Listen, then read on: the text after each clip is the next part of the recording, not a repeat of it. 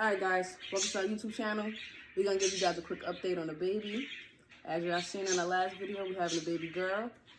Baby Leilani. We decided to name her Leilani Monique Deanda Green. She's going to have both our last names. And why don't you tell them why we chose that name? Okay, Leilani is because my dad's name is Lee and Yelena, so it's like kind of flows with that. My mom's name is Monique. And she's going to have both of our last names, so Deanda come from her, and mine's is Green. So it's like... a long name. Pretty much. Gonna be real long.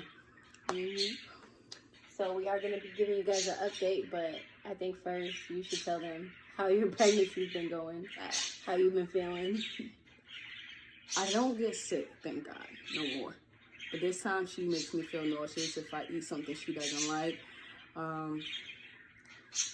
Besides that, the kicks are great. I love her kicks, but I'm very emotional. Super clingy. And my back hurt a lot, so I get a lot of back massages thanks to her. And not only that, at my 20-week scan, they found out that the baby has a velamentous cord insertion. And we're going to talk about that. And as you guys, some of you guys don't know, neither do Rachelle. So I'm going to give her an update along with you guys. So she has some questions, and I'm going to answer the questions for both of you guys. So most of the reason I don't know is because this damn pandemic. I know, COVID. Because of that, I'm unable to go to her appointments with her. So they've explained it to her. Now she's going to be explaining it to me.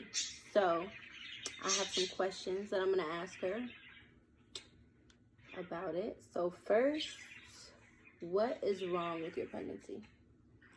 So it's like I said, it's called velamentous cord insertion, which is where the umbilical cord inserts at the edge of the placenta instead of the middle. And she has blood vessels that's basically unprotected, so the blood and the nutrients is flowing in and out of the through the placenta unprotected until it reaches the umbilical cord where it's protected at, which is like a gap like this big. It's not common at all. That was my next question. Well, yeah, it's uncommon, but it's still a percentage, which is 1%. All right. My next question after that was, how does it affect Leilani? It affects her with, she can have preterm birth. She can also be small, which she is. She has IUGR, which is intrauterine growth restriction, where, like I said, that open blood vessels, being that it's open, is not giving her the nutrition and the oxygen that she needs. So it's limiting her supply. Okay. Now, is it treatable?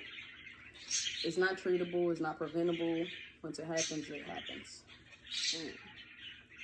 So what are doctors planning to do to, make sure that nothing goes wrong? I have to see them twice a week. 2 times out the week. They do growth ultrasounds. They do her blood flow.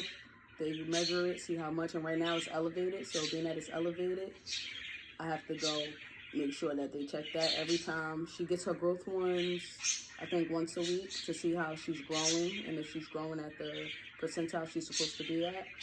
And they also check in for ruptures to make sure nothing's wrong that would affect me or the baby until it's time for me to deliver.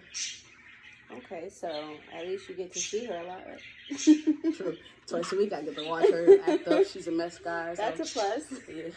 She's a mess. What is done differently with your type of pregnancy than with a regular pregnancy?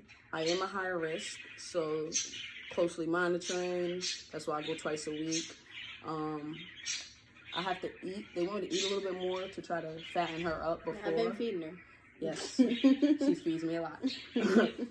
So they just want to check on her. They're trying to get me to gain some weight. And I'm also at high risk for a C-section, but I could deliver vaginally. So, see, that was my next question. Well, that's the my question was, how do they plan to deliver her? So it could be either or. I could have her vaginally, but when they induce me, because they are going to take her early, at 37 weeks they want to take her. So if they induce me and she cooperates, I can have her vaginally, but they have to manually get out the placenta. And if things go the opposite way or my levels drop, I will have to have an emergency C-section. But you got this. You're going to be all right. I ain't scared. That is, she's not that scared. 13 weeks away. I count. Yeah. I'm going to check it off every week. And how many weeks. All right, guys. Well, that's all my questions. So if you guys have any more questions for us, let us know in the comments. We're going to post it on Facebook, on YouTube. You already know what to do. So, like, share, subscribe. Catch y'all later. I can see